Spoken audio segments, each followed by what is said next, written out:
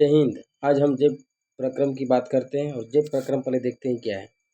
वे सभी प्रक्रम जो संयुक्त रूप से जीव के अनुरक्षण मतलब अनुरक्षण का अर्थ कह सकते हैं कि पालन करना है। वे सभी प्रक्रम जो संयुक्त रूप से जीव के अनुरक्षण का कार्य करते हैं उसे क्या कहते हैं?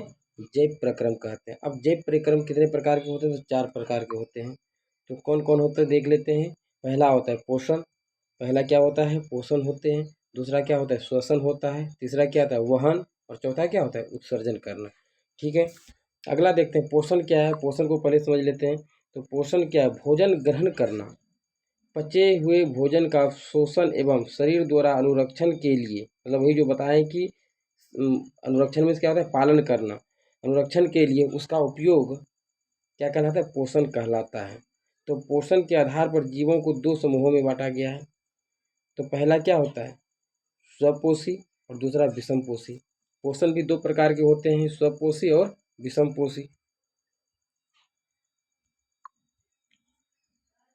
तो स्वपोषी देख लेते हैं क्या होता है। स्वपोषी की अगर बात करते हैं तो पोषण का वह तरीका जिसमें जीव अपने आसपास के वातावरण में उपस्थित सरल और जैव पदार्थ, क्या सरल और जैव पदार्थ जैसे CO2 कार्बन डाइऑक्साइड, पानी और सूर्य के प्रकाश से क्या करते हैं? अपना भोजन स्वयं बनाते हैं। जैसे इसमें क्या आ जाएंगे? हरे पौधे आ जाएंगे। यानी हरे पौधे क्या है? तो स्वयं पोषी है, यानी जो अपना खाना स्वयं बनाते हैं उसे क्या कहते हैं? स्वपोषी कहते हैं। विषमपोषी की बात करते हैं तो विषमपोषी क्या होगा? पोषण का वह तरीका जिसमें जीव अपना भोजन स्वयं नहीं बनाते हैं बल्कि अपने भोजन के लिए अन्य जीवों पर निर्भर रहते हैं, जैसे मानव व अन्य जीव। ठीक है, आगे बढ़ते हैं। अब स्वपोषी पोषण का कुछ देख लेते हैं क्या कह रहा है। स्वपोषी पोषण हरे पौधे में तथा कुछ जीवाणुओं जो प्रकाश संश्लेषण कर सकते हैं में होता है। यानी कि कुछ जीवाणु भी होते हैं, मतलब पेड़ पौधे के अलावा कुछ जीवाणु भी होते हैं जो स्वपोषी होते हैं। चलिए प्रकाश संश्लेषण अब देखते हैं। प्रकाश संश्लेषण क्या चीज़ है? प्रकाश संश्लेषण की बात करते हैं तो वह प्रक्रम जिसमें स्वपोषी बाहर से लिए पदार्थों को ऊर्जा संचित रूप में परिवर्तित कर देता है। यानी बाहर से जो भी पदार्थ लेते हैं स्वपोषी, उसे क्या करते हैं? एक रूप से दूसरे रूप में परिवर्तित करते हैं। ये पदार्थ जैसे कार्बन डाइऑक्साइड तथा जल के रूप में लिए जाते हैं, जो सूर्य के प्रकाश तथा क्लोरोफिल की उपस्थिति में कार्बोहाइड्रेट में क्या करते हैं? परिवर्तित कर देते हैं।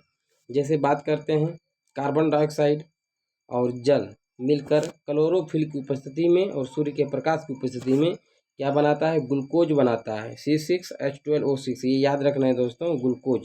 ये किसका फार्मूला है? C6H12 और O6 ग्लूकोज का है, प्लस ऑक्सीजन और जल निकालता है। ठीक है, अब प्रकाश संश्लेषण के लिए आवश्यक कच्ची सामग्री देख लेते हैं। यानी प्रकाश संश्लेषण के लिए आवश्यक क्या क्या चीज़ है समझ सकते हैं। तो पहला क्या है? प्रकाश संश्लेषण के लिए क्या होना चाहिए? सूर्य का प्रकाश होना चाहिए, क्लोरोफिल होना चाहिए, कार्बन डाइऑक्साइड होना चाहिए और जल होना चाहिए। ये 4 चीज़ महत्वपूर्ण है प्रकाश संश्लेषण के लिए। कार्बन डाइऑक्साइड की बात करते हैं तो ये स्थलीय कार्बन डाइऑक्साइड जो है स्थलीय पौधे इसे वायुमंडल से प्राप्त करते हैं। ये भी याद रखना है कि कार्बन डाइऑक्साइड जो है स्थलीय पौधे से कहाँ से प्राप्त करते हैं? तो हमारे वायुमंडल से प्राप्त करते हैं। और जल कहाँ से करते हैं? तो स्थलीय पौधे जो जमीन पे पाए जाते हैं, ये जड़ों द्वारा मिट्टी से जल का अवशोषण करते हैं। अब चलिए देखते हैं प्रकाश संश्लेषण के दौरान निम्नलिखित घटनाएं भी होती है। तो कौन कौन घटनाएं होती हैं वो भी चर्चा कर लेते हैं। क्लोरोफिल द्वारा प्रकाश ऊर्जा को अवशोषित करना, पहला क्या है? प्रकाश संश्लेषण के दौरान जो घटनाएं होती है क्या है? पहला क्लोरोफिल द्वारा प्रकाश ऊर्जा को क्या करता है? अवशोषित करता है। प्रकाश ऊर्जा को रासायनिक ऊर्जा में रूपांतरित करना तथा जल अणुओं का हाइड्रोजन तथा ऑक्सीजन में अपघटन भी करता है। कौन? प्रकाश संश्लेषण। और तीसरा क्या है? कार्बन डाइऑक्साइड का कार्बोहाइड्रेट में अपचयन करता है। अब रंध्र की बात भी कर लेते हैं। रंध्र क्या है? पत्ती के सतह रंध्र क्या है? पत्ती के सतह पर जो सूक्ष्म छिद्र होते हैं उन्हें रंध्र या स्टोमेटा कहते हैं। ये बहुत जरूरी है।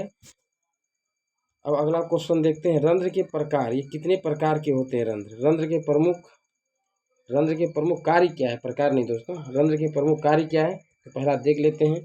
पहला, प्रकाश संश्लेषण के लिए रंध्र का क्या कार्य है? प्रकाश संश्लेषण के लिए गैसों का अधिकांश आदान प्रदान इन्हीं छिद्रों द्वारा होता है।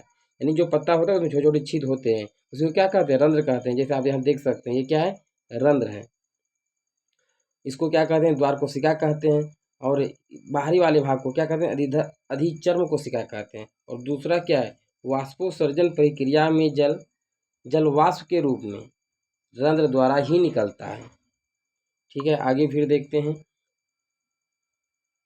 अब विषम पोषी की बात कर लेते हैं। विषम पोषी क्या है? विषम पोषी क्या है? विषम पोषी 3 प्रकार के होते हैं। कौन कौन होता है? प्राणी संपोषण, प्राणी संपोषण, दूसरा होता है मृतजीवी पोषण और तीसरा होता है परजीवी पोषण। तो हम देख लेते हैं कि प्राणी संपोषण क्या है। तो प्राणी संपोषण क्या है?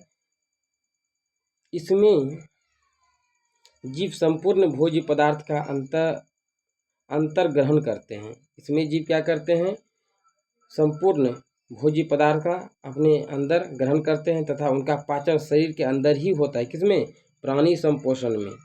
एक क्वेश्चन बन सकता है कि किस पोषण में भोजन जो शरीर के अंदर ही पचता है? तो प्राणी संपोषण में। इसमें आगे प्राणी संपोषण के उदाहरण क्या है? अमीबा और मानव। अमीबा और मानव क्या है? प्राणी संपोषण के उदाहरण है। अब मृत जीवी की बात करते हैं दोस्तों। तो मृत जीवी अपना भोजन मृत जीवों के शरीर और सड़े गले कार्बनिक पदार्थों से क्या करते हैं? प्राप्त करते हैं। जैसे फफूंदी और कवक क्या है? मृत जीवी पोषण है। और अगला है परजीवी पोषण की बात करते हैं। परजीवी अन्य जीवों के शरीर के अंदर या बाहर रहकर उसको बिना मारे उससे अपना क्या करते हैं? भोजन प्राप्त करते हैं। जैसे अमरवेल, जू और फीताकृमि।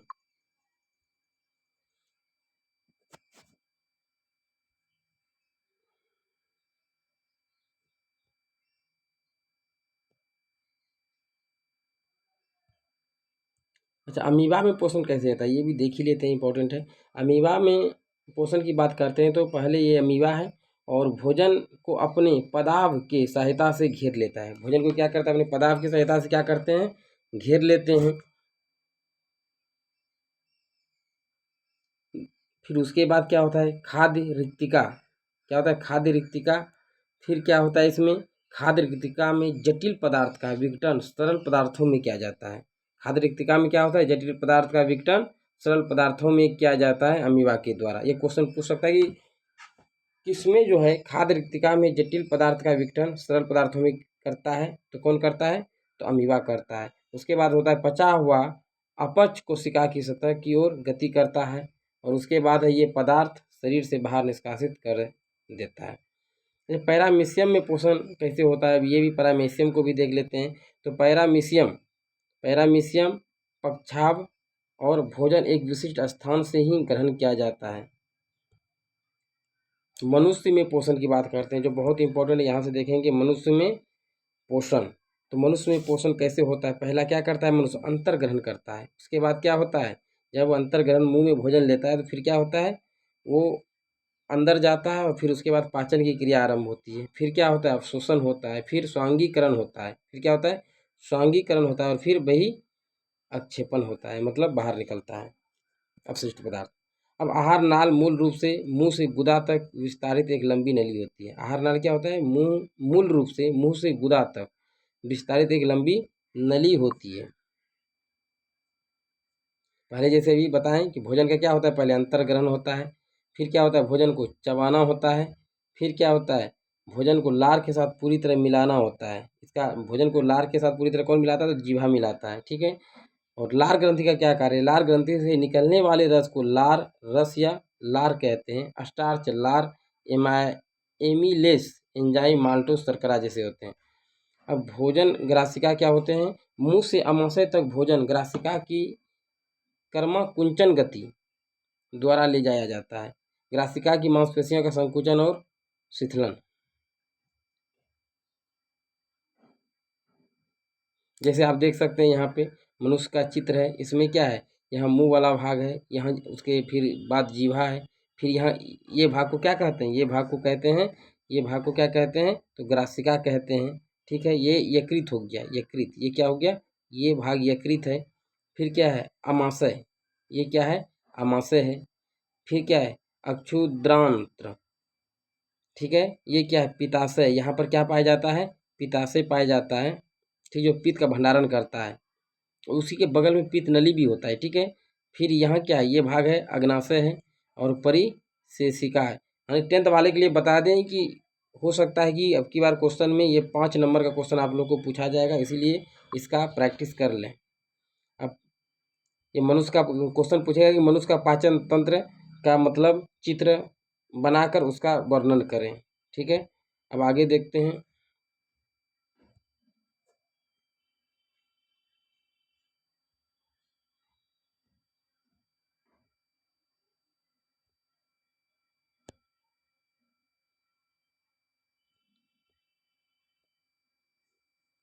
अब श्वसन की बात करते हैं, जो इम्पोर्टेंट है हम देख लेते हैं। श्वसन की बात करते हैं। श्वसन पोषण प्रक्रम के दौरान ग्रहण की गई खाद्य सामग्री का उपयोग कोशिकाओं में होता है, जिससे विभिन्न जैव प्रक्रमों के लिए ऊर्जा प्राप्त होती है। ऊर्जा उत्पादन के लिए कोशिकाओं में भोजन के विखंडन को कोशिकीय श्वसन कहते हैं, ठीक है।